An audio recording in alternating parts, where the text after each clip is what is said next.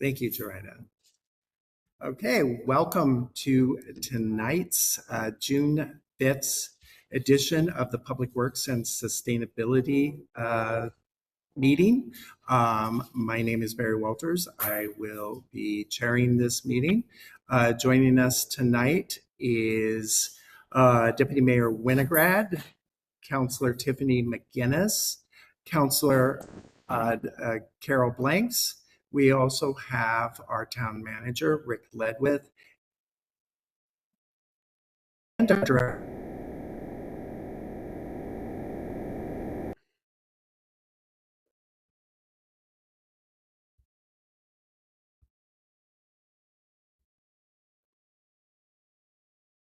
So with that said, I have several things, but not that one.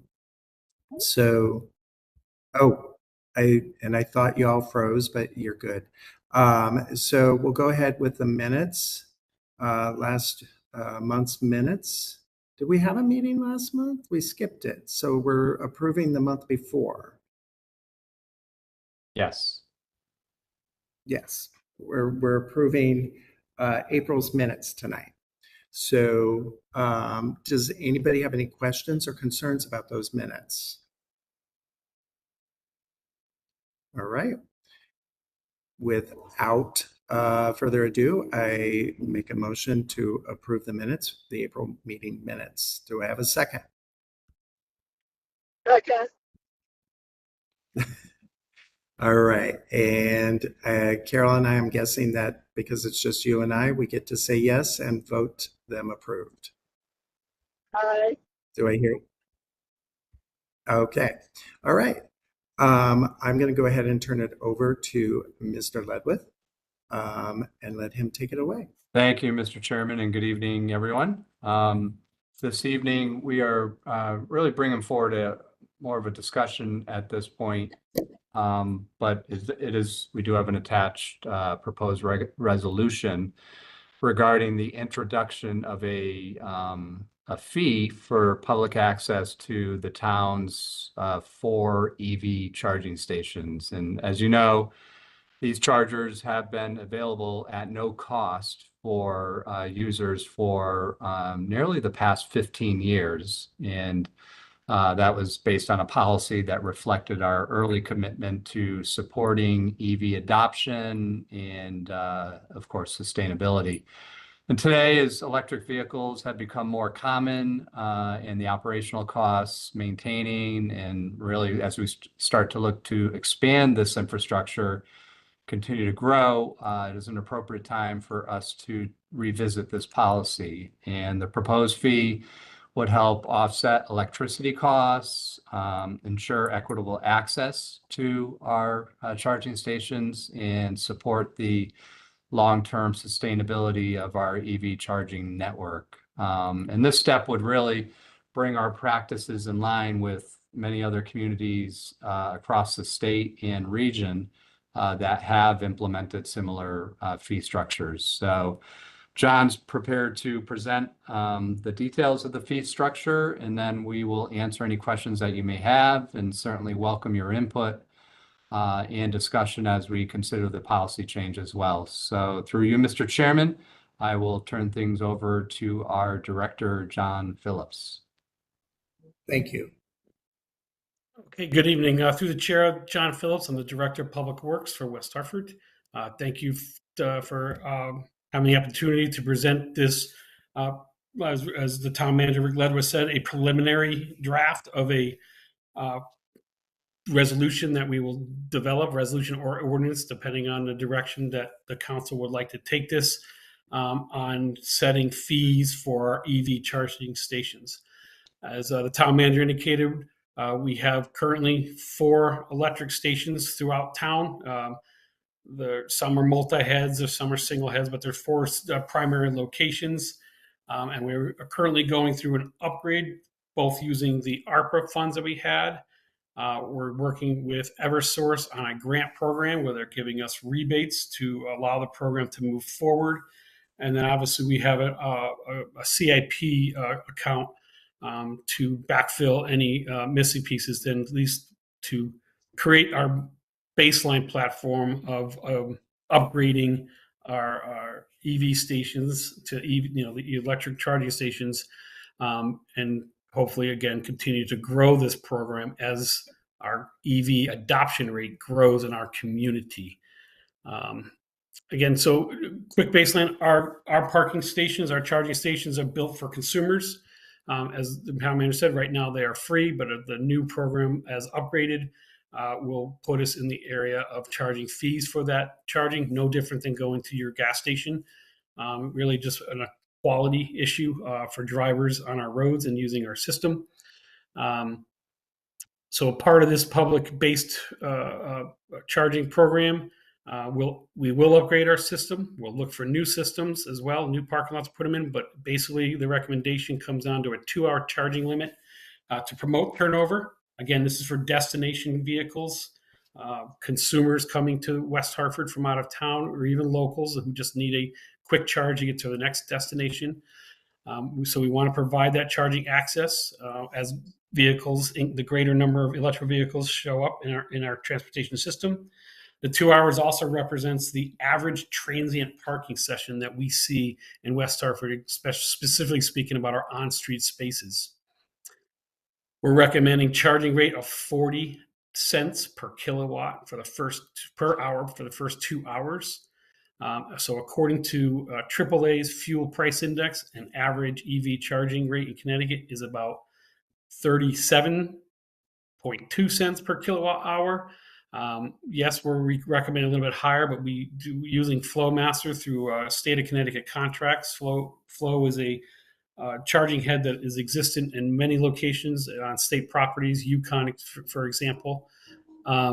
They have fees that we have to pay, and the prices can fluctuate daily. So we think 40 cents is the sweet spot, if you would, to make sure we cover our cost of operations, which is basically the biggest charge would be the kilowatt hour that Eversource would charge us. But we also want to make sure there's enough for continuous maintenance, upgrades, cover from vandalism, misuse, or just wear and tear items. The goal is to maintain these at a high level so they have a high rate of uptime. The percentage of uptime is in the upper 90 percentile. We certainly don't want to be that gas station, if you would, that doesn't have any gas. So we want to make sure they're always operating. So that's why we're recommending 40 cents per kilowatt hour. But then beyond that 2 hours, again, we want to encourage turnover. We want to respect people's need to get a charge, to build up confidence that they can drive an electric vehicle to West Hartford and make it home again or to their next destination. We are recommending an idle rate of $10 an hour after the maximum charging time of 2 hours is reached. We think that will encourage folks to get their charge and move on. We don't want to get into a labor-intensive enforcement issue. We'll use the system and economics of this $10 idling rate to encourage people to avoid that, right? We want avoidance. We don't want anybody to experience that, but we use the economics of the system and to encourage people to get their charge and move on. Again, it's just an idling fee because, again, we don't want to have cars nested on those spots. Again, and then any increases to these fees or in the future, obviously, or even just setting these fees, it will be accomplished through a resolution that we're proposing. And again, a draft of resolution of the whereas is also in that report that we've uploaded. I'm happy to take any questions in relation to starting this process so we can hopefully get a resolution for adoption to the full council in the near future.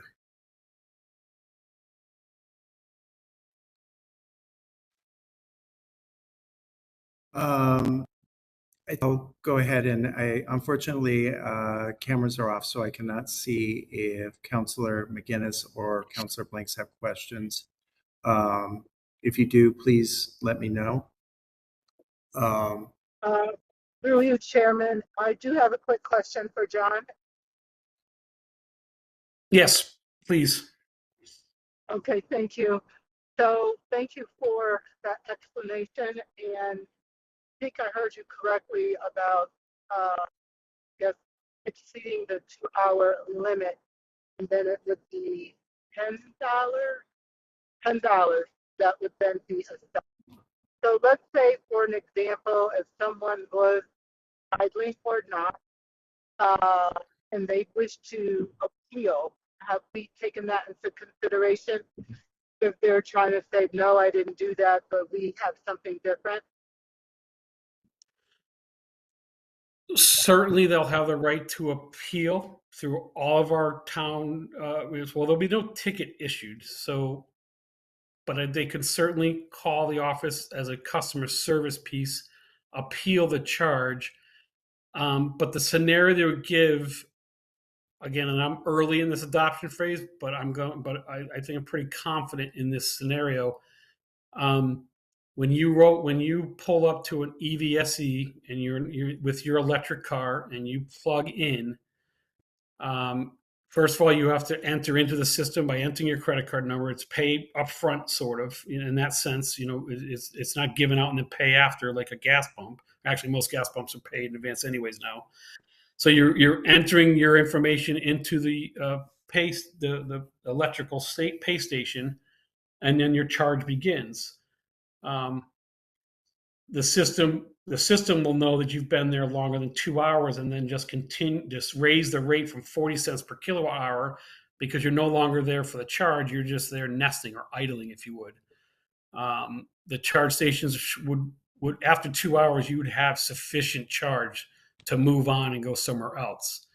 And again, most smart cars, I think I would have to say all of them, and I'm not an electric car owner, but they monitor the charge and usually have communication with the owners on where your charge is, and reaching full charge, it will automatically stop anyways to avoid any safety issues of overheating, overcharging, etc.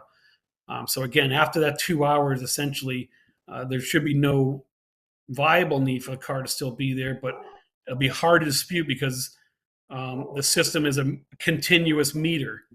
And so unless you can prove that you left and have your receipts with the flow charge system, what we would ask for, it would really hard to be dispute that your car was not idling in that spot.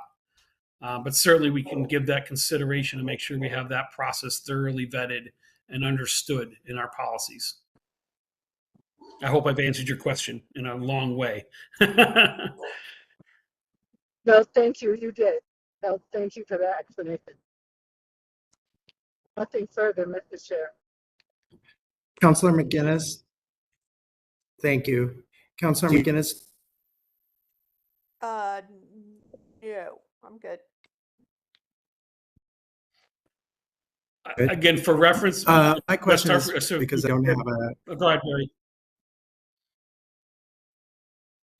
sorry, my question was just, I have a hybrid. It's not a plug-in. So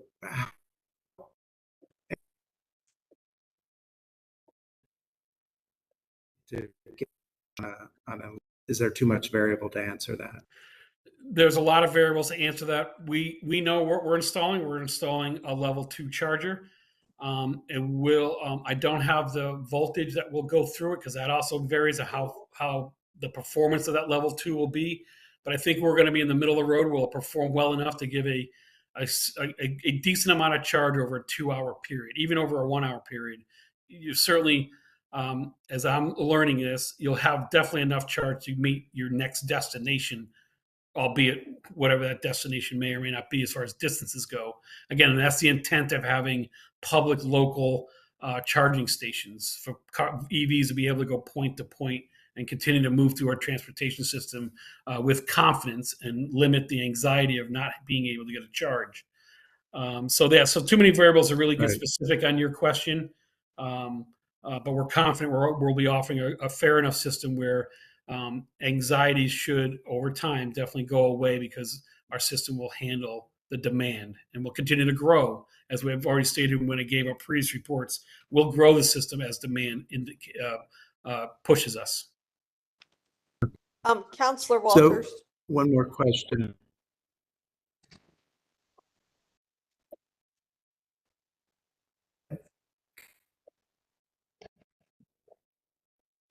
I was just going to say that I looked up my car. Can you hear me? Yeah. Yes. I looked up my car, and it says that in 2 hours, it charges between 20 to 30 miles per hour at a level 2. So potentially 60 miles in 2 hours for my car. I know it Okay. depends on the car, obviously, but But if I may, Councilman Wallace, that's a great data point. So again, the goal is not to build an infrastructure so people can come and get Phillips, right? The overall EV adoption rate, as talked about by our Eversource, our power supply company, it should always be charging from home. You should be leaving from home with your near full charge. We're like Councilwoman McGinnis said, the objective of us having public stations is to get that additional charge to recover what you might have burned so you can go back to your destination or move further on into wherever you're traveling to. The intent, again, that's why we want high turnover in these spots. Get the charge you need and continue on. Enjoy West Hartford Center for a couple hours, dining, merchant, but then obviously moving your car is the ultimate goal so that we can have ample space for other EVs to use the space. Again, the same theory that we apply to our on-street parking spaces throughout West Hartford Center. Okay. It all makes sense to me. And that you said it's 37 is the in Connecticut. We're going with 40. You're looking at 40 just because you think that will help with the right. That is correct, and that information is based off AAA. Yes, that is correct. Okay, which I would presume is pretty trustworthy. So, okay, Mr. Ledwith, what would be the next step here?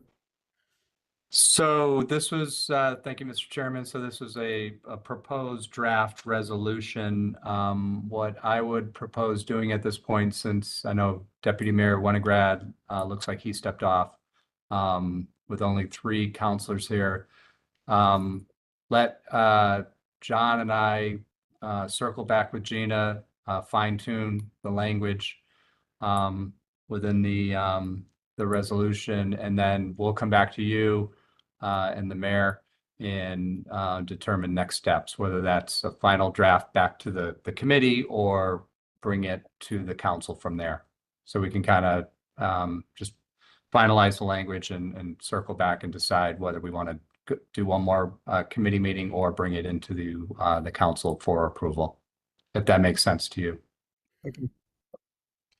That absolutely does make sense.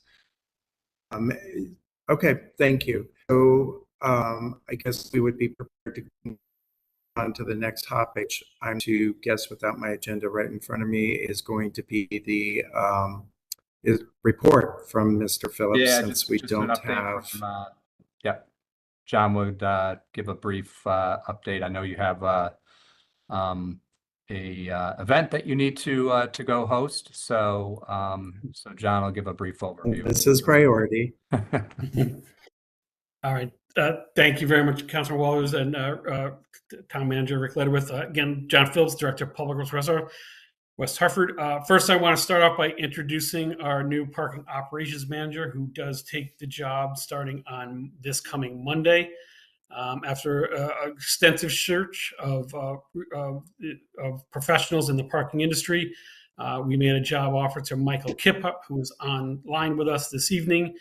He comes with 18 years of professional parking experience, all with Laz, a well-known parking company. Most recently, he was the parking operations manager. If I got your title right, Michael, please correct me when you speak, at UConn, the health center just over in Farmington. But he has an extensive amount of experience on building programs, managing programs, solution providing in the parking industry, back in his days working on the Yale campus, Yale Sports Campus complex, as well as bringing in parking operations to the Tweed New Haven Airport area and that whole New Haven corridor. So we're excited to have him to join our team. We're excited to have him join the Public Works team in general. It's a little bit of a career shift for him to come into municipal parking operations, but he's well suited to take this new role on and be a major contributor to our future in West Hartford parking. Michael, please introduce yourself. Thank you very much, John. You're on mute. Oh. No, he's on. He's on. Nope, you're there. You hear me? Yep. Yeah. Okay, sorry Yes. about that. No, thank you so much, John. I'm really excited to get boots on the ground Monday and meet everybody and kind of get going. 19 years. But just recently at Yukon Health, overseeing their operations and launching some parking equipment that they installed in around the holidays, around December. But yeah, no, I'm excited to kind of learn the municipal side of things, and excited to work with John and Brooke and, and get to meet everybody. And I'm really looking forward to it and ready to get going. Welcome, I Michael. did It's forget great to add, Awesome. I think it's important to note, I forgot to add, he does live in town. He's a local resident. Right. And that gives Public Works added value into our team of management team to have a local presence in town working for our mission. Yeah, I've been living in West Hartford since 2008. Is when my wife and I bought a house. She's from West Hartford originally. Grew up here. Went to Hall. I actually coached basketball a couple years at Conard. 2012. Those couple years around there. Would have loved to stayed with it. Just with work and being in New Haven, I really couldn't give it the time that they needed. But I did enjoy every minute of it. But I still think a lot of the guys are still there. But no, I've been resident for a long time now over the Elmwood area, right next to Charter Oak. We have a little one, 2 years old. It will be 2 in August. And my wife actually works for the Board of Ed for the residency department. But yeah, no, love the town and really excited to come in and learn the aspect and everything around it. Great. Welcome, Michael. I'm Rick Ledwith, Town Manager. Barry Walters is the chair of the Public Works Facilities and Sustainability Committee, the committee you're on right now. And then we have Tiffany McGinnis, who's the chair of the Community Planning and Economic Development Committee. And Carol Blanks is on the phone and she chairs the Public Safety Committee. So big warm welcome from all of us. Thank you. Nice to virtually meet everybody and look forward to meeting everybody next week. Great. See you then. Thank you. All right. So Councilman Barry, so in the spirit of time, my report is uploaded. One of the highlights was obviously bringing Michael Kiphut on board. So that introduction is done. The rest of the report really stands on its own as far as what's in there is good content. We've had some really good outreach and discussion or outreach with our just recently sent out postcards. You saw a Facebook post from our listserv, as well as they'll be showing up in your mailboxes. It's a great addition to providing clear information on what should be recycled and what shouldn't, and what to do with certain materials. Catherine Bruns did an excellent job pulling that together. We're excited about that new card getting out just in time for Celebrate West Hartford, as well as for an additional handout for folks. Our food waste diversion program is taken off like skyrockets. We have over 500 residents that have participated in the program. I'm not going to say we haven't had our bugs and glitches. We certainly have. It's a new program. It's new for really the entire region as we get into food drop-off locations. But we're working out the kinks and we're very successful. I was hoping to have a tonnage report by now, but we still haven't compiled all that information as of yet. But I can tell you by the amount of times we've overfilled the drop-off stations, the program is going well. Moving forward, we'll look for a grant that is being opened up by DEP, and we'll use that grant to look to buy more stations so we can expand the program or even double up on where current drop-off stations are located. Again, very excited about how the food waste program has taken off at this time. Other updates, we've already talked about the electrical, the EVSE charging stations, which is in this report as well. Again, we highlighted just at the last week's council meeting, I expressed how busy we are this time of year, and not just our Monday through Friday work, but we're working just about every weekend for holiday events, Memorial Day parade support. Now we're into Pride Month, supporting Pride Month activities. We had an open house last May, which was successful with over 300 families showing up to enjoy what we have to offer and ask outstanding questions. Our residents are so inquisitive. They always ask great questions and really challenge us to give them the right answers they're looking for. Again, always we put the parking financials in there. And Michael, you see it in that report. So on our street side, we've been very busy on construction. It is our busiest time of the year, participating in capital improvement projects. And we've already completed over 2.5 miles of road as far as rebuilding catch basins and making the necessary repairs before they get finished pavement. Obviously the finished paving is happening as we speak. We have had, and we will continue, we have another household hazardous waste meeting coming up on June 14th. And we have an additional paper shred coming up at the end of June as well. Again, the recruitment's in this report, but we've also added 2 mechanics. As I said in previous council meetings, we lost mechanics for higher paying job opportunities in the private sector, but we were able to quickly rebound and bring on 2 additional mechanics, Josh Alameda and Zach Tyler. So we are whole. They're an excellent addition. They've only been on here for a week, but they're already greasy and dirty and making repairs on all of our valued assets, including police and fire equipment. And that sums up our report. I'll be happy to take any questions. Do we have any questions, Councilor Blanks or No Councilor questions from me. Thank you. I do have a question about the food scraps. Okay. As we go on, are we tracking where the people are, what area of town the people are coming from and using the food scrap bins so that we know, if in the future we wanted to add more, where the best locations would be to have those? Councilman Giz, John Phillips, Director of Public Works. Yes, we actually have that data because of the participation, the requirement to participate through the app, which actually unlocks a unit, which helps with obviously contamination and outside materials getting in. But we will be able to heat map their addresses by their location and understand where the food waste is coming from. Surprisingly, we're getting a lot of food waste from the current locations, which was not surprisingly, it's coming from current locations, but we are getting from other areas. We believe right now, our senior center, North End Library, it would be a great location for a drop-off station. We think Faxon Library would also be very supportive of one. We're seeing activity in that area. But to answer your question, yes, we'll be able to heat map, understand where the volume's coming from, and really be strategic on where we put our stations, including, like I said, we may have to double up on our current locations because they're that busy with very hyper-local residents near those locations. Thank you. Thank you, John. I was just trying to think. I don't think I have any questions, and I'm not going to make one up just to ask. So I appreciate all of the information that you have provided, and I thank you. And if anybody needs or wants to, they can read that report in much more depth. So you again, and Manager Ledwith.